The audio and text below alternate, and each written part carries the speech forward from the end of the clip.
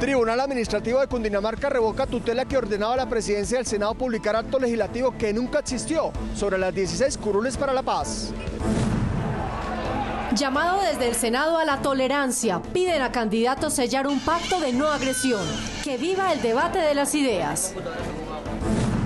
La tolerancia es un valor que hay que rescatar desde la educación en la familia y en las aulas de clase. Hablamos con expertos. Presidente del Congreso rechaza ataques del ELN. Pide acabar con la mesa de paz en Quito y perseguirlos con contundencia. Los 3 senadores del partido Mira, que recuperaron sus curules después de casi 4 años de conteos, se alistan para sacar adelante proyectos sociales. Elecciones 2018. Fiscalía alerta a campañas políticas y a los ciudadanos de malas prácticas que ya son delitos electorales y serán castigados con multas y cárcel. Iniciativa busca refrescar la fiesta de la democracia con la eliminación de la ley seca. En la calle aseguran que lo importante es votar y votar bien.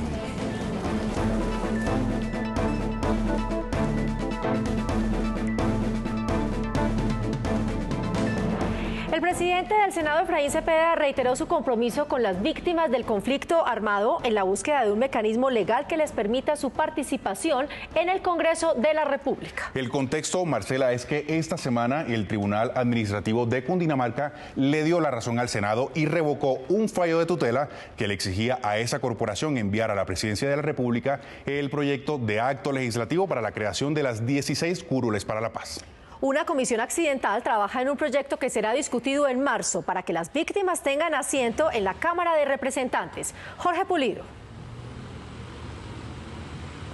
Marcela, salió avante el concepto jurídico de la presidencia del Senado en relación al acto legislativo que nunca fue aprobado por la plenaria del Senado sobre las curules para la paz y que a través de una tutela del Juzgado 16 de Bogotá pretendía revivir dichas curules. El presidente del Congreso, Efraín Cepeda, aseguró que dicha tutela fue totalmente improcedente. Que la tutela de la jueza administrativa ha sido revocada por el Tribunal Administrativo de Cundinamarca. De esta manera, el presidente del Senado, Efraín Cepeda, explicó la decisión del Tribunal de Cundinamarca sobre las curules para las víctimas del conflicto armado. El fallo del tribunal expone que la decisión judicial continúa en el Consejo de Estado, surtiendo su curso ante lo contencioso administrativo, quien resolverá cuál era el quórum deliberatorio y aprobatorio en el Senado a aplicarse en este caso. Esperamos fallo en los próximos días y en la misma dirección, en la medida que fue decretado que el proyecto no alcanzó los votos y luego hay un auto de archivo. Resucitar ese proyecto es absolutamente imposible. Recordó su compromiso con las víctimas del conflicto y argumentó que la comisión de senadores creada para tal fin continúa trabajando en el mecanismo legal para que tengan representación en el Parlamento. Lo que tenemos es que tramitar uno nuevo donde las víctimas realmente estén legítimamente representadas. Para mi gusto, que las víctimas escojan sus candidatos y que las víctimas voten por las víctimas. Según el fallo del Tribunal Administrativo de Cundinamarca, la tutela no cumplió los requisitos constitucionales exigidos para publicar el acto legislativo ante la ausencia de texto, por lo que se procedió a su archivo de manera definitiva. Es la información NS Noticias. Jorge Pulido. Yair, Marcela, regreso con ustedes. Claro que sí, Jorge, muchísimas gracias. Y llamado desde el Senado a la tolerancia. Piden a candidatos firmar un pacto de no agresión que garantice la seguridad e integridad de todos los aspirantes al Congreso y a la presidencia de la República. ¡Asesino! ¡Asesino! Perdonar frente a un hecho violento es un acto personal. Por eso, frente a lo ocurrido durante las correrías de campaña del partido político de las FARC, senadores de diferentes bancadas coinciden en una sola palabra, y es respeto. No se puede convertir las ciudades en campos de batalla y las sedes de campaña y los candidatos en objetivos para ejercer o imponer voluntades con violencia, como ocurrió en una sede del candidato del Centro Democrático en Bogotá.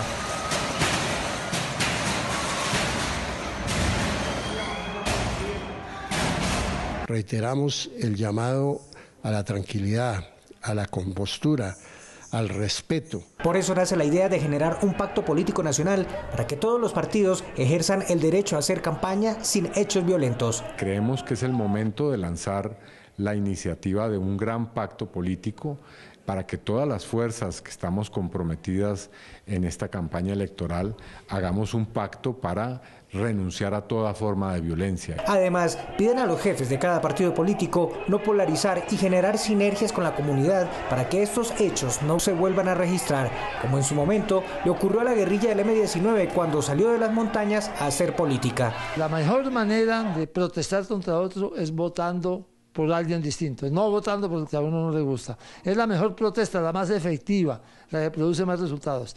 Pero sí deberíamos hacer un acuerdo los partidos políticos. Todas las delitos que quieran, lo que usted quiera hasta por Twitter, pero no la agresión física. Definitivamente no a la agresión física. Debe ser un acuerdo de todos los partidos políticos en este país. Todos concluyeron en que son las autoridades de policía e investigativas las que tienen que fortalecer los controles para que nada de esto vuelva a ocurrir. Yair, es que este acto de tolerancia no debería ser únicamente por las elecciones de marzo y de mayo, sino que debería ser siempre un acto positivo, no algo de aguante. Sí, es que también la protesta es una cosa, pero los actos de violencia, los actos de agresión es una cosa diferente. Y por eso es que los filósofos coinciden en que la tolerancia es, entre otras cosas, respetar la verdad del otro, aceptarlo como es. Y pues bien, hablamos con psicólogos y académicos sobre este valor, que según ellos es urgente rescatar desde la educación. Luz Amparo Díaz. Así es, la intolerancia política es una de las situaciones a las que hoy se enfrenta la sociedad colombiana, pues los seguidores de los diferentes partidos políticos se niegan a respetar la diferencia de ideales y a la construcción de una democracia en espacios amigables. Académicos aseguran que la tolerancia es un comportamiento producto de la educación abierta en todo sentido.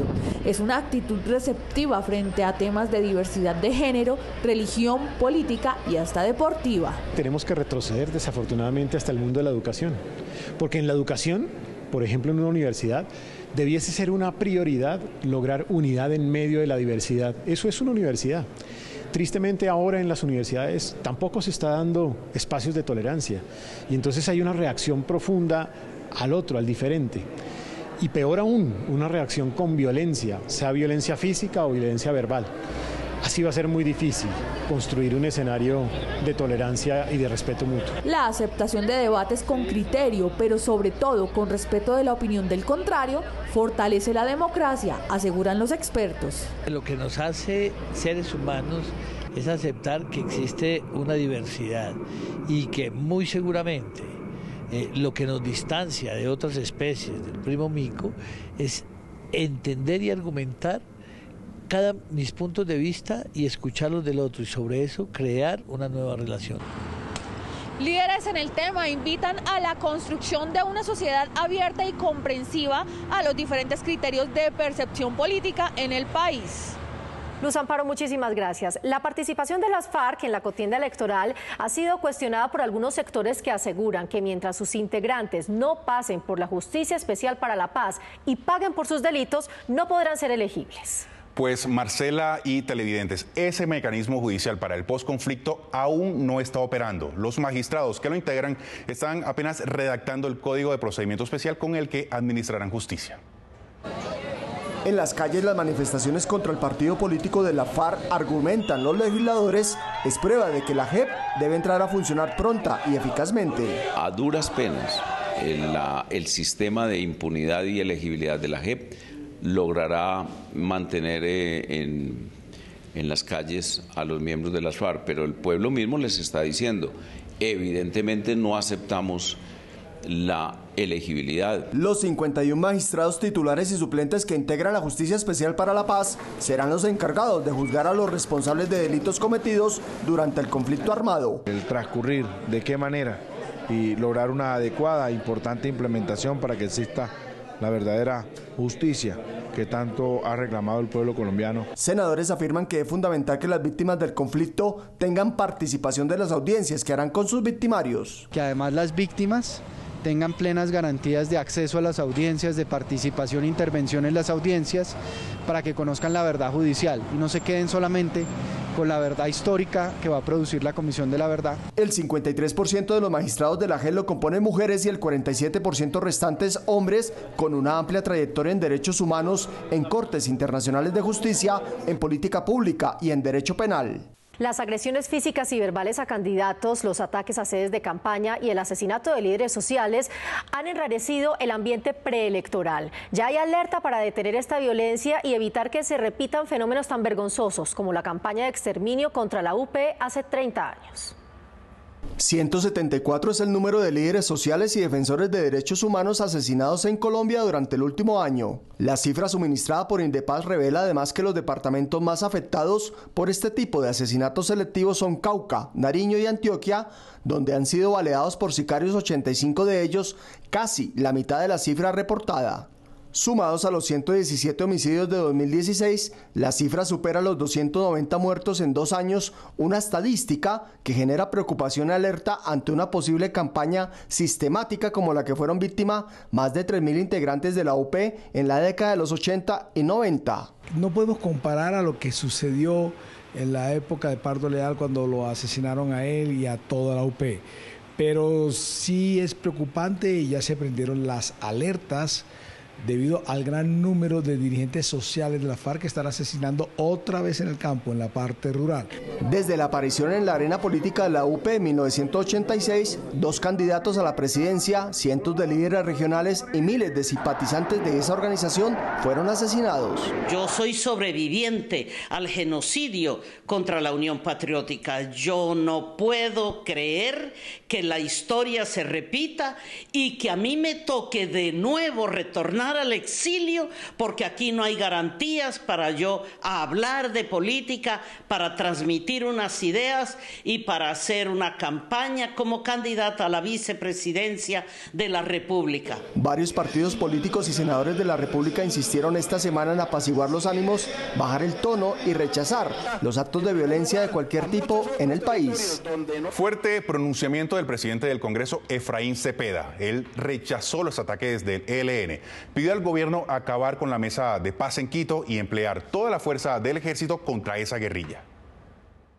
No debe haber mesa de diálogo, lo que debe haber es que la fuerza pública responda con vigor para que ellos sientan el peso de lo que es el Estado colombiano, que ellos sientan el peso de la fuerza pública más importante del mundo. Creo que lo que hay es que cerrar las puertas al ELN, que solo se dedica al terrorismo cobarde, y ese terrorismo cobarde lo debemos rechazar todos los colombianos. Creo que lo que toca hoy es una derrota militar para el ELN. Sobre este tema, el gobierno nacional le exigió al ELN cambiar su actitud demencial para regresar a la mesa de paz. De acuerdo al Centro de Recursos para el Análisis del Conflicto CERAC, en detalle fueron 5 ataques a carreteras, 2 a patrullas de policías, 1 a un centro de salud, el incendio de 4 vehículos, 2 bloqueos viales, el secuestro de un comerciante y grafitis a camiones. Estos hechos terroristas, según el gobierno, hacen inviable la continuidad de la mesa de negociaciones en Quito, Ecuador. Por estos atentados fueron emitidas órdenes de captura contra los 5 jefes guerrilleros del Comando Central y 16 más contra jefes de bloques y cuadrillas. Lo importante es que la Fiscalía está actuando muy rápidamente y el Ejército de Liberación Nacional, reitero, debe saber que si no cambia esa actitud demencial y terrorista que ha exhibido en las últimas semanas, solamente le espera una cárcel en Colombia o en el exterior, o una tumba en Colombia por cuenta de la acción de la fuerza pública que en un combate podría darlos de baja. Arauca, Antioquia, Cauca, Cesar, Nariño y Norte de Santander fueron los departamentos más golpeados por esa guerrilla en la presente semana. La posibilidad de reanudar los diálogos con el ELN genera controversia en el Senado. Hay quienes insisten en el diálogo, pero con condiciones como el cese al fuego unilateral, y quienes definitivamente piensan que no, que hay que acabarlo. La mejor forma de tener aceptación en un proceso de paz es que las partes demuestren hechos de paz. Por eso le piden al ELN que genere condiciones de credibilidad en la mesa de negociación y hacia la opinión pública muestras de compromiso.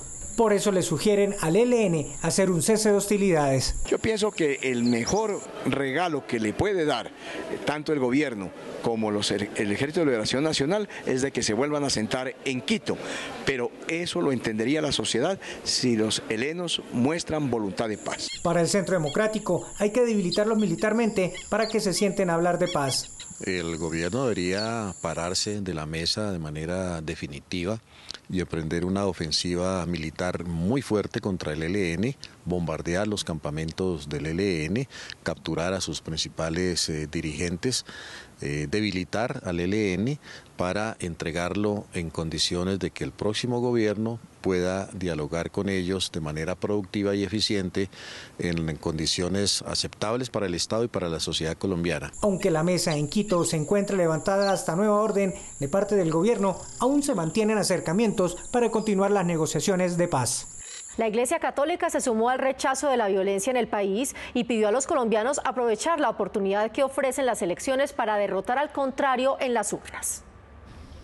Para la Iglesia es lamentable el escenario que presenta el país. Aseguran que la reaparición de las bandas criminales, el recrudecimiento de la violencia en el campo y las ciudades, la polarización e intolerancia presentada por diferentes partidos políticos y la crisis humanitaria que viven quienes vienen de Venezuela hacen urgente un cambio de comportamiento y un mayor compromiso de los ciudadanos en las urnas para construir un país en paz por el camino del respeto, el diálogo y el perdón. Nosotros tenemos en el voto una herramienta de expresarnos y expresarnos con sensatez, con civilidad. Ese es el llamado de los obispos a todo el pueblo en un mensaje que hemos mandado para las elecciones, que hagamos un voto consciente, libre y responsable, es decir, que parta de examinar las propuestas de cada candidato, sus equipos de trabajo, las personas mismas, pero que las muestras de violencia no solucionan nada. O esa a veces manifestación airada contra las cosas no producen saludables efectos. En el documento la Iglesia Católica llama al ELN a abandonar los actos de violencia, a los jóvenes a no irse del país y a los colombianos a ser más incluyentes, tolerantes y respetuosos del prójimo. Y cuidado porque el voto, como dice la canción, ni se compra ni se vende. Esas malas prácticas, además de millonarias multas, ahora tendrán cárcel. Uno de los principales y nuevos delitos electorales frente a la violación al ejercicio de mecanismos de participación democrática es para aquellos encargados del manejo de las campañas que violen los topes de financiación. Tendrán entre 4 y 8 años de cárcel, multa de 400 y 1.200 salarios mínimos legales mensuales vigentes. Son 3 delitos. El primero de ellos habla de la violación de topes máximos de gastos fijados por el Consejo Nacional Electoral, que a partir de estas elecciones ya no serán infracciones administrativas, sino serán delitos. El segundo está relacionado con acudir a fuentes de financiación prohibidas para financiar las campañas. En este caso, por ejemplo, financiación procedente de gobiernos, personas jurídicas o naturales extranjeras, contribuciones anónimas, constituyen ahora delito en Colombia. También se penaliza la perturbación del certamen democrático. Otro delito es el constreñimiento al sufragante, que se castigará con prisión de 4 a 9 años y multa de 50 a 200 salarios mínimos legales mensuales vigentes. Donde se ejercen presiones o amenazas en contra del electorado para que vote en un determinado sentido o incluso para que deje de votar. También se penalizará el fraude en la inscripción de cédulas. Conocido también como transhumancia electoral, donde una persona inscribe su cédula para votar en un lugar diferente a donde reside, trabaja o tiene el asiento de sus negocios. Ese sería el fraude en inscripción de cédulas. El segundo sería la compra de votos o corrupción sufragante, en donde se le hace algún tipo de ofrecimiento, dádiva o regalo al elector para que como contraprestación directa vote en un determinado sentido. El servidor público, que tampoco entregue oportunamente los documentos electorales a la autoridad, podría pagar prisión entre 4 y 9 años y pagar multas de 50 a 200 salarios mínimos legales mensuales vigentes. Además, se crearán 2 nuevos tipos penales: elección ilícita de candidatos y tráfico de votos. Es en serio, desde multas hasta cárcel. Por eso, si a usted lo abordan en la calle y le ofrecen dinero por su voto, usted debe hacer 2 cosas. Primero, pues obviamente decir que no, y segundo, denunciar. Y si usted también es de los que sigue este tema preelectoral por las redes sociales, tenga mucho, pero mucho cuidado, porque no todo lo que se dice allí es verdad. Con la masificación del Internet y los dispositivos celulares, las redes sociales se convirtieron en el escenario preferido de los políticos para hacer campaña y divulgar contenidos y agendas. Sin embargo, no todo es cierto. Debo decirles algo que ustedes ya saben. Todo lo que aparece en redes sociales no necesariamente es cierto. Bastantes casos han visto de noticias falsas, De hecho, muchos portales de internet se dedican a desenmascarar esas noticias falsas. Para expertos en el tema como el viceministro de Interior Luis Ernesto Gómez, una de las estrategias de algunos partidos en campaña electoral es la desinformación, que no es otra cosa más que la publicación de información falsa, información que por lo general es manejada y difundida por terceros, seguidores de candidatos o detractores de otras campañas. Con el ánimo de buscar favorecer a uno u otro candidato, hay muchas campañas que están haciendo eso y por eso preguntar siempre quién está diciendo esto y con qué intención lo está diciendo.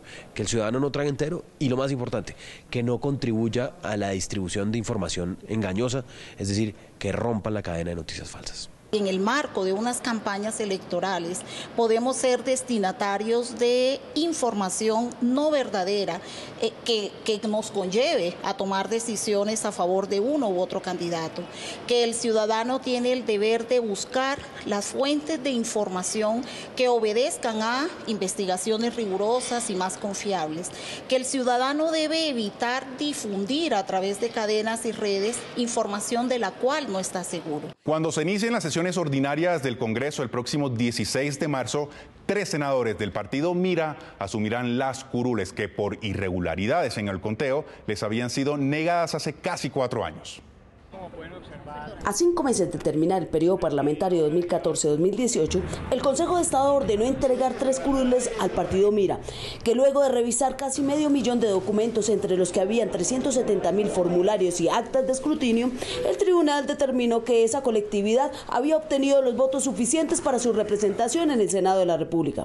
Pues en el nuevo escrutinio, al sumar, restar y hacer las cuentas de simple repartidora, el movimiento Mira adquiere 3 curules. En consecuencia, el próximo 26 de marzo habrá relevo en la corporación. Carlos Alberto Baena, director del partido Mira, Gloria Estela Díaz Ortiz, concejal de Bogotá, y Manuel Antonio Virgüez ocuparán las sillas que ganaron el 9 de marzo de 2014.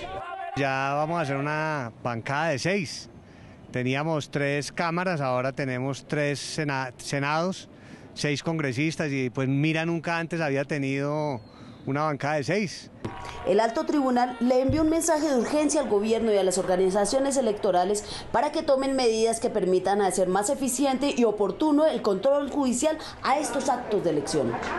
Se beneficia la democracia, se benefician los colombianos y agradecerle a todos los colombianos que en estos momentos nos han apoyado, nos han brindado un mensaje de solidaridad. Hay un proyecto de ley que esperamos que en estos 5 meses se convierta en ley de la República, que tiene que ver con el fortalecimiento de las medidas de protección para las mujeres víctimas de violencia intrafamiliar en Colombia. El Consejo de Estado le pidió a la Registraduría Nacional del Estado Civil adoptar las medidas de seguridad necesarias para garantizar la conservación y custodia de los documentos electorales. Y la siguiente es una buena noticia para los emprendedores. El Senado trabaja en la eliminación de barreras que dificultan la creación y sostenimiento de las pequeñas empresas. El proyecto busca facilitar que los jóvenes emprendedores pasen la etapa del llamado Valle de la Muerte, donde de cada 10 emprendimientos, 8 fracasan. 3 cuellos de botella y 3 obstáculos fundamentales que pretendemos resolver con este proyecto de ley. El primero es que los bancos le hagan un estudio de crédito y de riesgo acorde con una persona que está emprendiendo, que es un emprendedor. El segundo, que puedan tener acceso los nuevos emprendedores a los procesos de contratación pública. Emprendedores aseguran que uno de los mayores problemas es el acceso a créditos y a la financiación de nuevos proyectos. Que no nos vean como unos activos, sino como personas que pueden generar o tienen grandes ideas que se pueden potencializar a futuro. Hoy una empresa paga casi que el 70% de sus ingresos en impuestos y eso no puede ser. El proyecto también busca minimizar excesivos trámites a los que se enfrentan los emprendedores, como tiempo en largas filas y entrevistas con los funcionarios públicos para obtener los permisos legales, y estos podrían hacerse de manera virtual. Preocupación en el Senado por la participación cada vez más alta de menores de edad en robos y atracos callejeros. En Colombia hay más de 12.000 menores infractores, de los cuales un porcentaje significativo es reincidente. Desde el Senado se plantea la necesidad de aumentar las sanciones y establecer actividades que resocialicen verdaderamente al menor. La judicialización de los menores de edad que hoy están siendo utilizados para el crimen porque se aprovechan de que los capturan, los mandan transitoriamente a un sitio y luego los mandan a su casa. Entonces no solo vamos a quitarle a los menores de edad la calle, el crimen, sino que los queremos destinar para que hagan deporte, cultura y estudio. Son muchos los padres de familia que hoy están preocupados por la problemática social y judicial de sus hijos. Por eso ven en la propuesta de la senadora María del Rosario Guerra un aliciente para encaminar de forma correcta a estos menores que hoy son utilizados por diferentes bandas delincuenciales. Como madre veo con preocupación eso, tengo 2 hijos adolescentes y realmente sí me preocupa. Sí, yo estoy de acuerdo que penalicen a los menores de edad debido a que así ellos dejarían, las bandas criminales dejarían de cometer crímenes y meterse más en la parte educativa. Porque son personas que ya tienen su uso de razón, ya saben muy bien qué es lo que están haciendo, están muy conscientes y pues por ende deberían ser juzgados y penalizados pues ya como una persona adulta. Un sistema fortalecido que penaliza de forma contundente a los menores infractores y a las bandas criminales en donde estos operan permitirá garantizar una disminución sustancial del delito. Esta semana se abrió en redes sociales el debate en torno a la posibilidad de eliminar la ley seca durante la jornada electoral. Jorge Pulido habló en la calle con transeúntes y comerciantes sobre esa iniciativa. Pues con esta nota los invitamos a ver la emisión de la próxima semana. ¿Nos vemos? Claro que sí, nos vemos.